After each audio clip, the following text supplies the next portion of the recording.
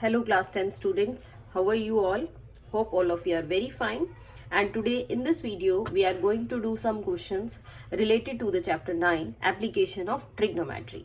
जैसा कि आपको पता है बेटा, हमने अपनी सभी टी रेशियोज के बारे में सीख लिया है.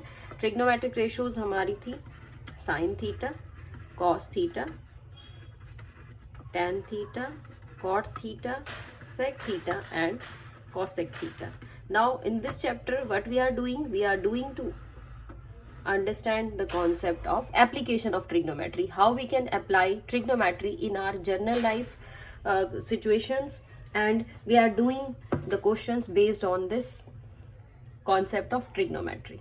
तो सबसे पहले बेटा फर्स्ट क्वेश्चन लेंगे. एक सर्कस आर्टिस्ट है. Circus artist is climbing 20 metre long rope and that rope is attached to a vertical पोल.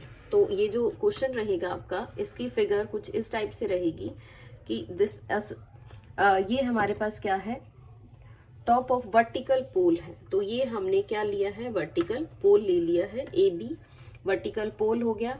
ये एक पॉइंट आ गया है सी पॉइंट आपका, जो कि ग्राउंड पे है, और इससे रोप को टाइटली बांध दिया गया है. इस पॉइंट से रोप को यहाँ बांध दिया गया है. ये जो पॉइंट है आपका, ये क्या है, ये है टॉप ऑफ द पोल. और जो रोप है हमारी वो है 20 metre long. 20 metre long rope है. तो what you have to find out, you have to find out the height of the pole. ये हमें फाइंड आउट करनी है. और रोप का जो ग्राउंड लेवल के साथ वर्टिकल एंगल है वो आपको क्वेश्चन में गिवन है, and the angle is 30 degree. So बेटा जो आपके पास वैल्यूज है वो हम लिख लेते हैं. मैंने क्या किया, मैंने लिखा let H be the height of the pole. H मैंने ली है हाइट ऑफ द पोल, और पोल है हमारा A B.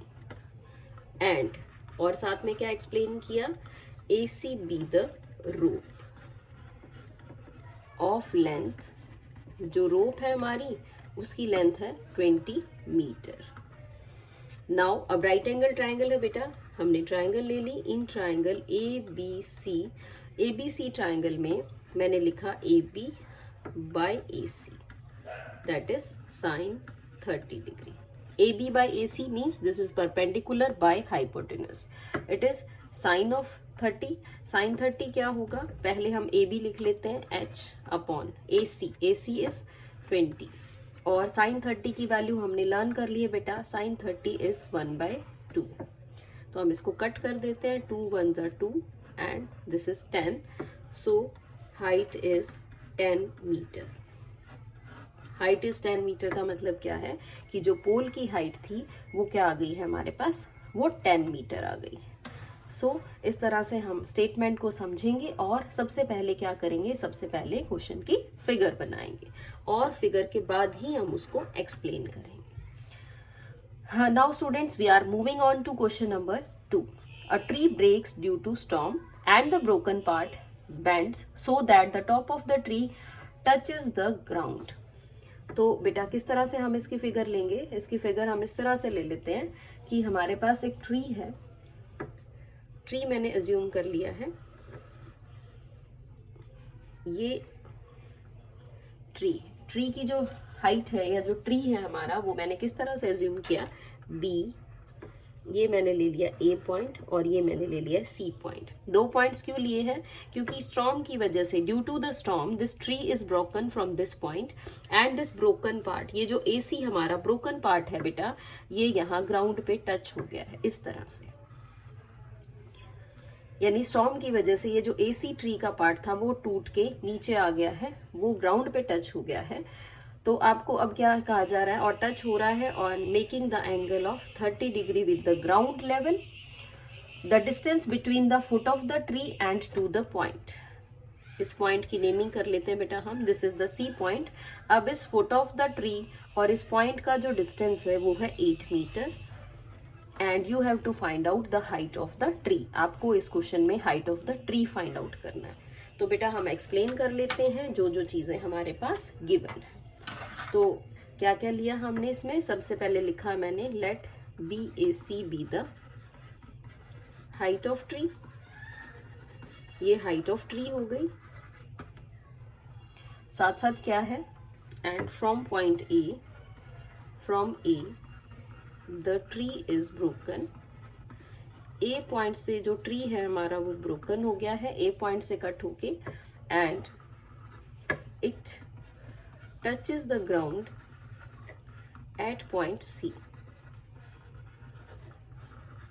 Eight point C, C point पे उसने क्या किया, ग्राउंड को टच कर लिया।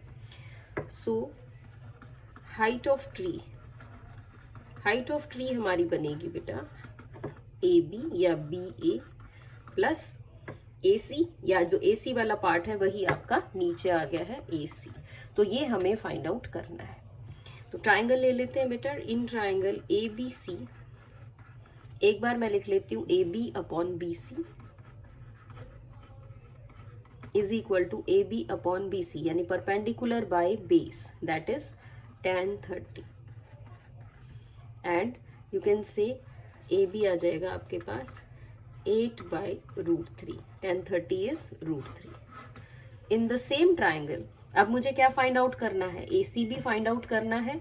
तो मैंने लिखा बी सी बाय ए सी, ये बन गया मेरा, यानी कि base by hypotenuse means cos 30, and B C हमें 8 गिवन है, A C and cos 30 is √3/2।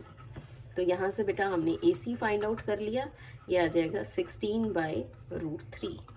तो हाइट ऑफ द ट्री के लिए क्या करेंगे आप, ऐड कर दीजिए दोनों को, 8/√3 16/√3, दैट इज 24/√3।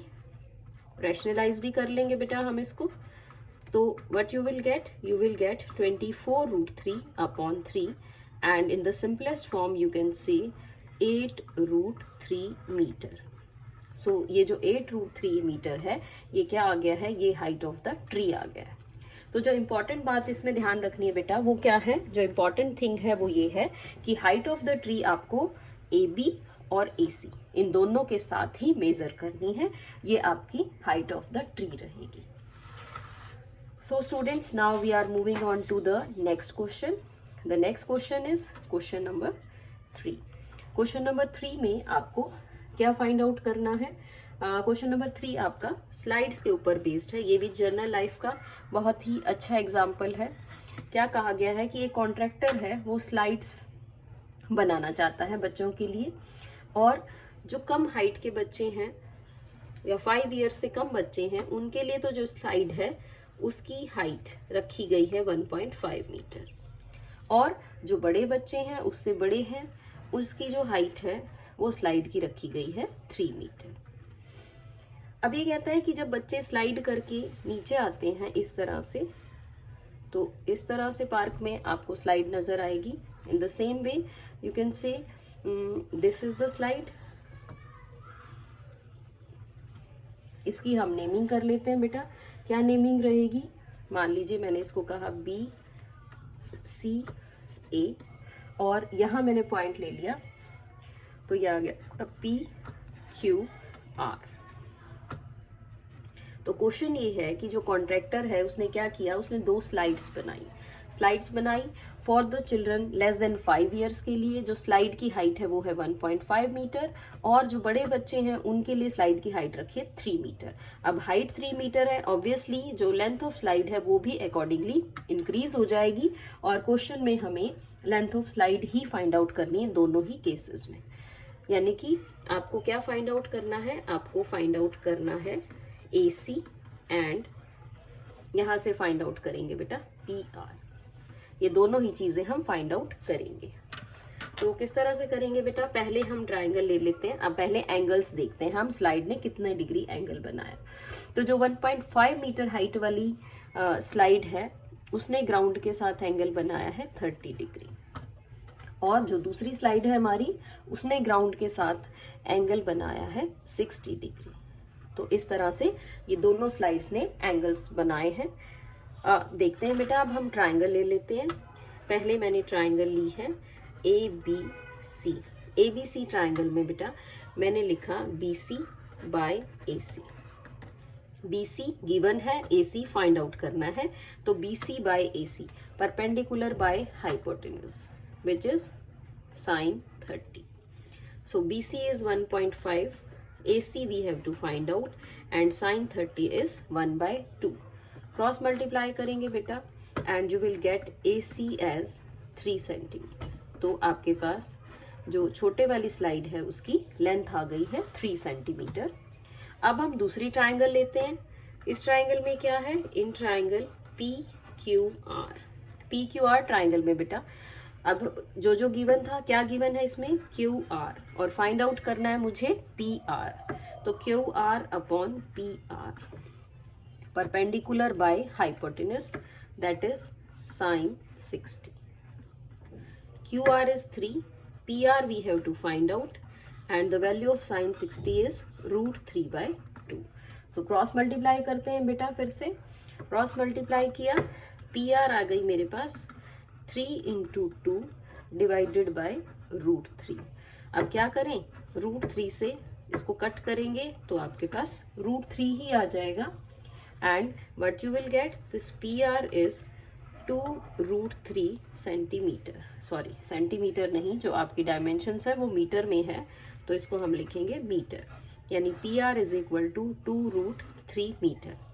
सो हो बेटा, ये जो कॉन्सेप्ट है आपको ट्राइंगल्स वाला, पर्टिकुलरली क्या करना है हमें इस कॉन्सेप्ट में? फिगर्स बनानी है, और स्टेटमेंट के अकॉर्डिंग पहले फिगर बनाएंगे, जो गिवन वैल्यूज हैं उसको यूज करेंगे, उसके साथ साथ ही हम जो फाइंड आउट करने वाली डायमेंशंस हैं उसको यूज करेंगे, और उसी के अकॉर्डिंगली ही क्वेश्चन को प्रॉपरली सॉल्व करेंगे. So what is the homework today? Homework is you have to do question number 4 and question number 5 with the help of these questions, with the help of 1, 2 and 3. ये 2 questions बेटा आप बहुत ही easily कर सकते हैं इस video की help से. नेक्स्ट वीडियो में हम अपनी एक्सरसाइज को कंटिन्यू करेंगे. Till then have a good day.